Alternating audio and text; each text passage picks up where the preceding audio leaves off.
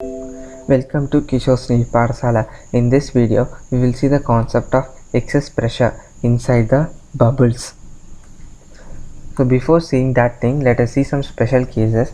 Two drops of radius R1 and R2 are joining to form a single drop, but before joining to form a single drop, at this condition, the radius of the interface R is given by R1 R2 divided by R1 minus R2. Next, if two drops coalesces to form a single drop, then energy is released in the process. It is a MCQ question, and this is the next important case, that there is a small drop of radius small drop A and another big drop B. It is connected by a tube. Okay, in the tube there is a stopcock. If you remove the stopcock, then what will happen? Size of the bigger drop increases, size of the smaller drop decreases. So size of bubble B increases, size of bubble A decreases. Now let us see the excess pressure inside the bubbles. First, the excess pressure inside the air bubble. Let us see. Suppose the pressure inside the air bubble is P and outside the atmospheric pressure is P0. The radius of the bubble is R.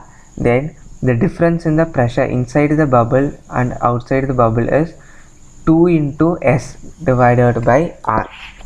Okay, so P minus P0 is equal to 2S divided by R, where S is the surface tension and R is the radius of the drop, and this P minus P0 is delta P, and this delta P is the excess pressure inside the drop.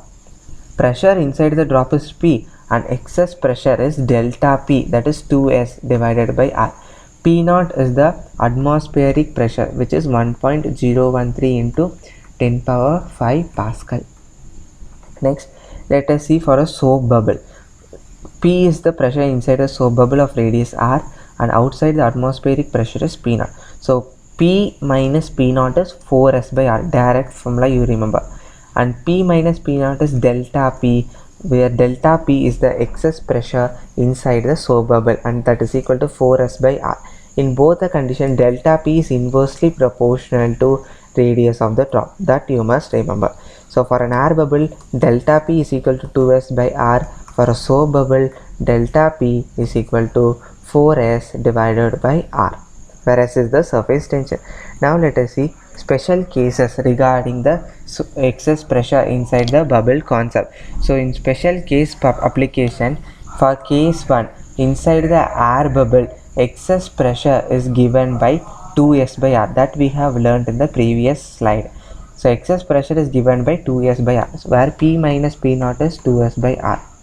So P is equal to P0 plus 2S divided by R. The first part of this chapter we learned that P is equal to P0 plus rho GH.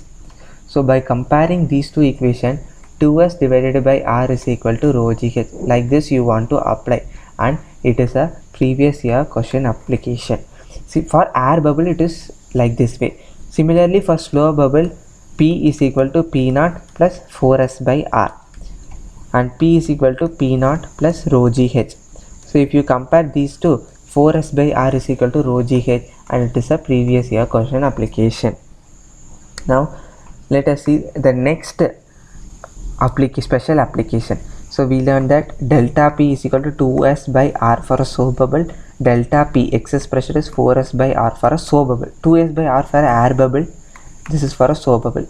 So for both conditions, delta P is inversely proportional to R, and we learned that work done is equal to surface into delta A.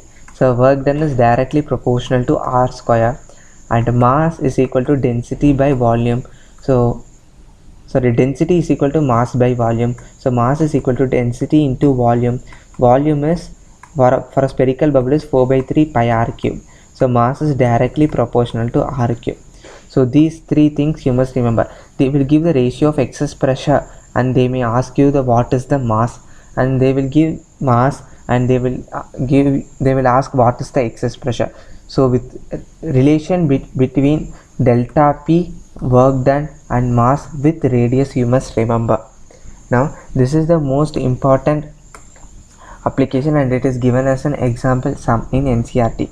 Okay, suppose you are assuming a beaker and there is a liquid. Okay, there is a liquid here. Okay, and the lower end of the capillary tube, this is the capillary tube you are dipping and it has the radius r. So if the lower end of the capillary tube has a radius r, is dipped at a height h. So it is dipped at this height h below the surface of the water.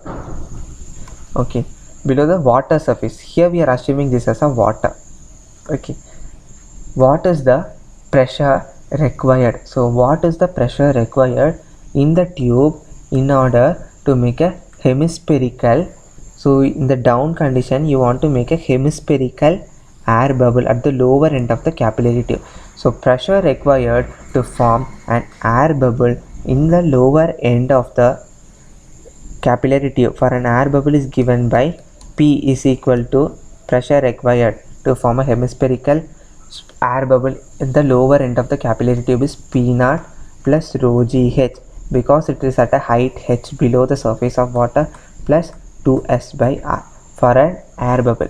Similarly, for a soap bubble, pressure required to form a hemispherical soap bubble at the lower end of a capillary tube is P0 plus it is formed at a height h below the surface of the water, so it is rho GH plus 4S by R for a soap bubble. So these two are the special cases that you must remember, and directly the numerical values will be given and you want to apply and solve the question.